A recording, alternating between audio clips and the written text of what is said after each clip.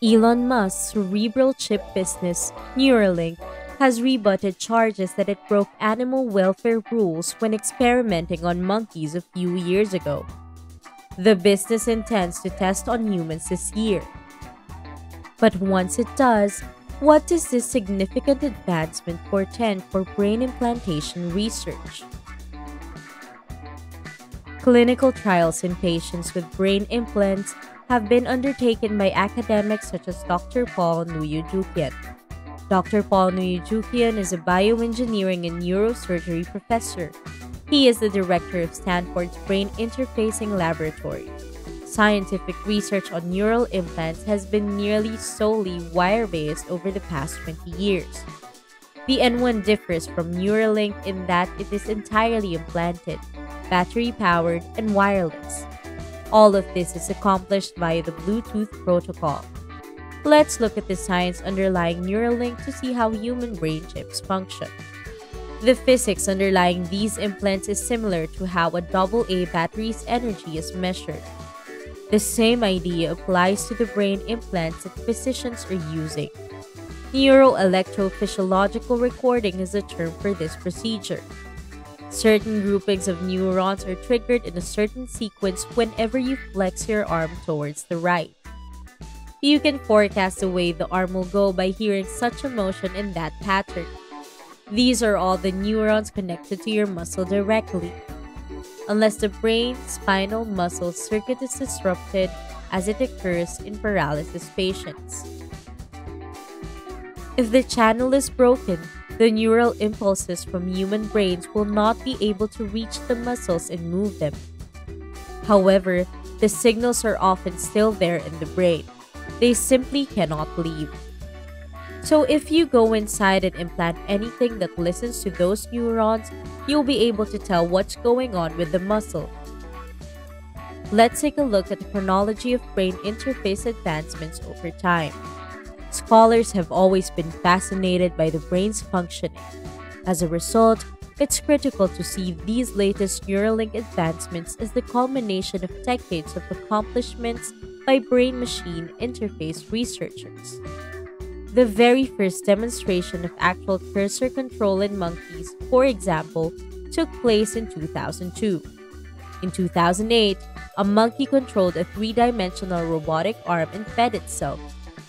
The first human-controlled robotic arm was created in 2012. In 2017, a human manipulated a cursor to type words and phrases. Dr. Nuyujukian was a participant in this study, as well as one conducted in 2018, in which a human subject mentally operated a tablet to perform tasks such as browsing the web, sending emails, and playing games or listening to music.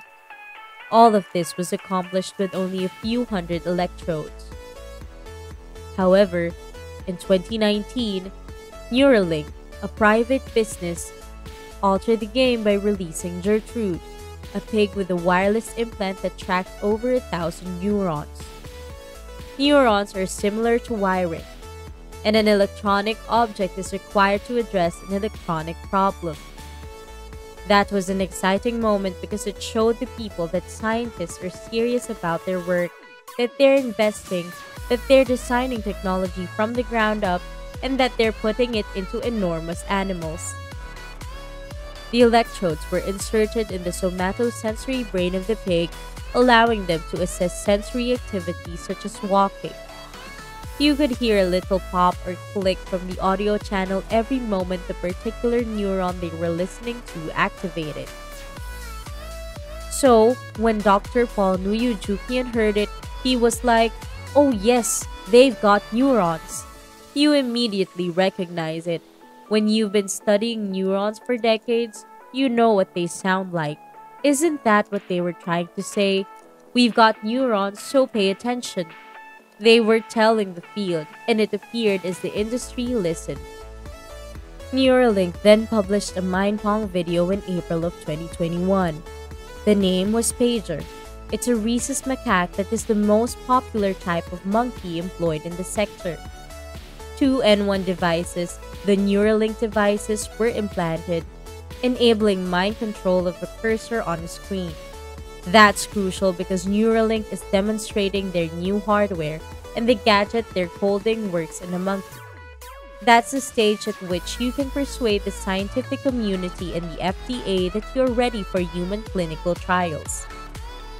The FDA is seeking proof like this because of the sheer number of individual electrodes implanted.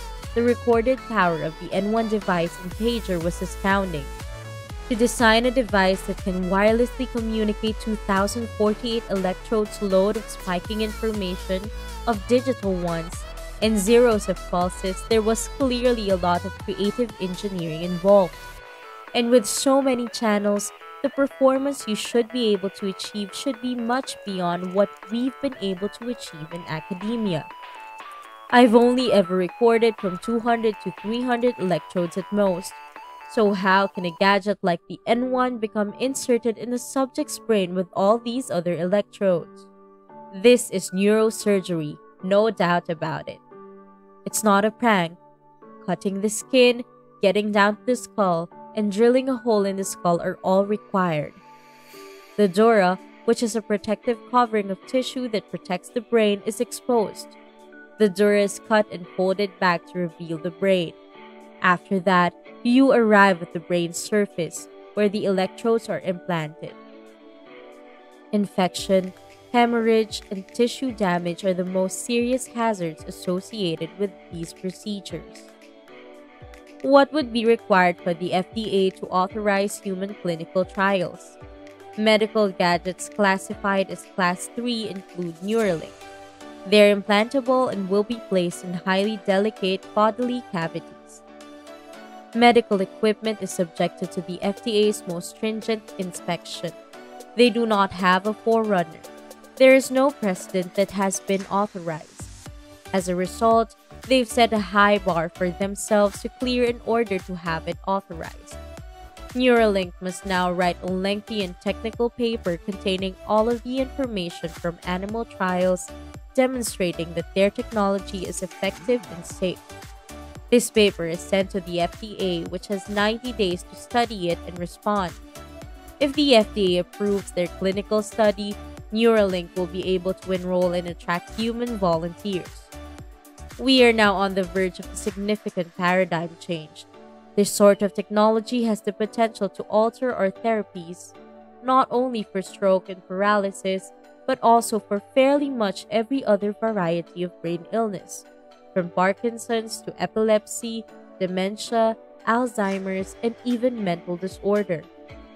For neuroscientists and engineers who have been working in this sector for decades, seeing Neuralink and other businesses in this space build a sector around neuroengineering brain-machine interfaces or neuroprosthetics has been a huge amount of validation.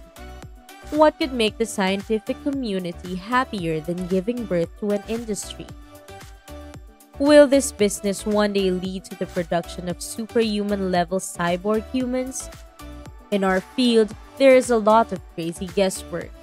Dr. Paul Newujukian believes science fiction is excellent at delivering imaginative and compelling stories about a variety of topics, including brain-machine interfaces.